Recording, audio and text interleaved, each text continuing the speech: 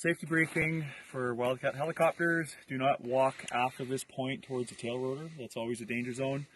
You'll never come after the bear paw on this side. And for all customers, there's no baggage compartments back here to be used.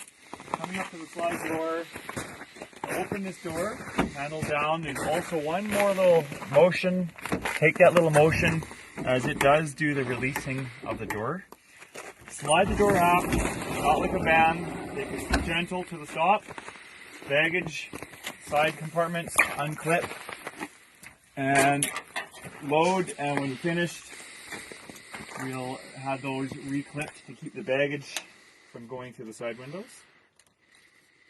The interior, you step up into the machine, use your feet, your boots, clip them together. Try not to clip your boots on the helicopter. If you do, make sure you use a skid plate, but try to just use your boots, please.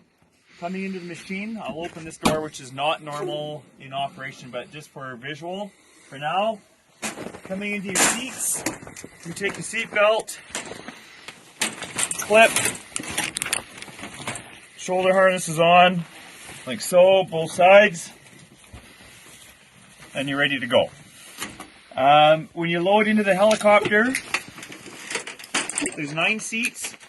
The first person should come to this corner and belt in. The next person, while this person's belting in, should come in, start this one.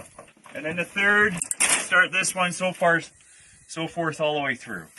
There'll be a headset, at least one in the back. When everybody's belted in, I'd like that person in the back to call up and say everybody's belted before I lift off. You'll see here yellow posts and red posts. In an emergency, you will climb out either left or right door. Those, if the helicopter is laying on its side in an accident, would be your step ladder to climb out. All these windows have emergency push on the corners. You can push the window out by just giving it a hard push on the corners in a case of an emergency. We have safety briefing cards in the cabin, both left and right on the posts. Also, in the case of emergency, you need to know that these headsets can be pulled out with a slip pin coming out of the seat and then pull out. And that's in the case of an emergency, so you can climb through the COVID barrier at this point through the front cabin on an emergency. Closing the door when you get out of the machine, it's not a slam door. Bring the seal tight and rotate up. You are now locked and closed. To open again, slightly down to open. Coming to the front door, same idea, just push down, door will open. As we were discussing, when you come through the COVID barrier on an emergency, you would be entering the front cabin, where you would do a release on the door. If this door doesn't open, give the T-handle a good hard pull, either side of the helicopter, and it will release door pins and the door will fall off. The seat belt in the front, lap belt, shoulder harness, both mandatory in the front seats. Make sure you put the shoulder harnesses through and clip in and then lock to secure yourself into that seat belt. If you saw dual controls in the front of the helicopter in this seat, which sometimes they are, do not get into the front seat. When you're walking around the helicopter after you've got out of the machine, either take your bags with you, or on this particular job at Valkyr, you'll leave your gear and the people will unload that for you. So you'll just climb out the door and out the front where the pilot can see you leaving the machine. Keep in mind these blades can come down quite a bit, and if the helicopter is in deep snow, you would be up quite a bit higher. Keep an eye on the blade. When you come out, just stay low. You'll see the blades. If you have anything in your hand like skis, poles, anything long, make sure you drag one end in the snow and walk out with that dragging where the pilot can see you. Now, walking around a helicopter without stuff in your hands, if you're going to go from one side to the other side, arm's length is a good distance to be walking around a helicopter while it's running, not out underneath the tips of the blades. And just as far as this machine goes, so you know, the axe, survival kit are in the nose. Do not touch the pedostatic tubes. They can be very hot and they're very fragile. So you walk about a meter away from the machine coming around the other side. On this side, we'll just go over a couple emergency things.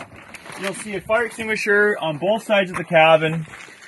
There is the first aid kit, yellow box at this point located behind the pilot seat.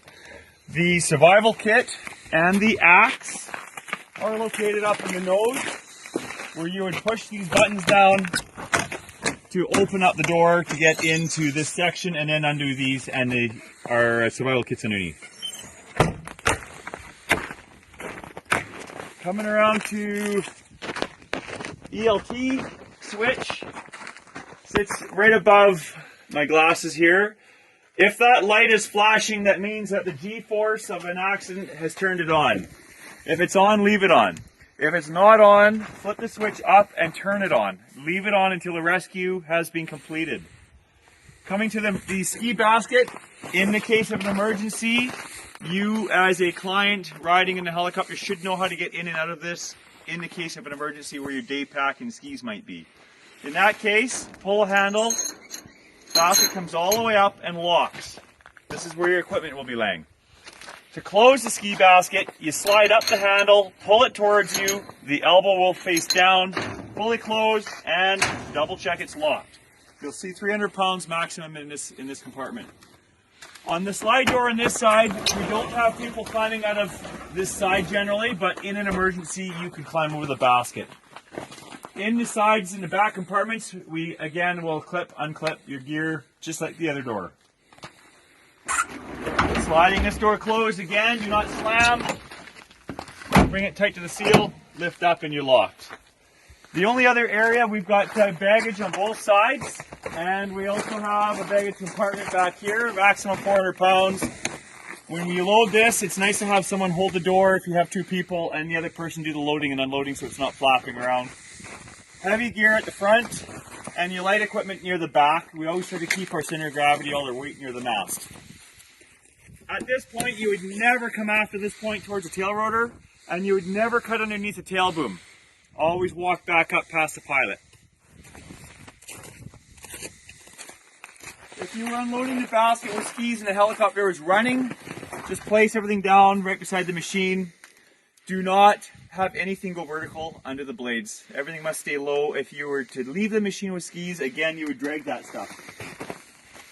As clients, you'll be coming out of the machine going straight to the lodge, and the Wildcat personnel will be unloading the helicopter and reloading for you. Thank you.